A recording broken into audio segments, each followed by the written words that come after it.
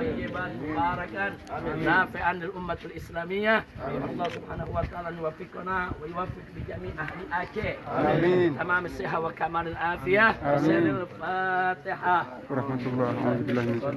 بسم الله الرحمن الرحيم. الحمد لله رب العالمين.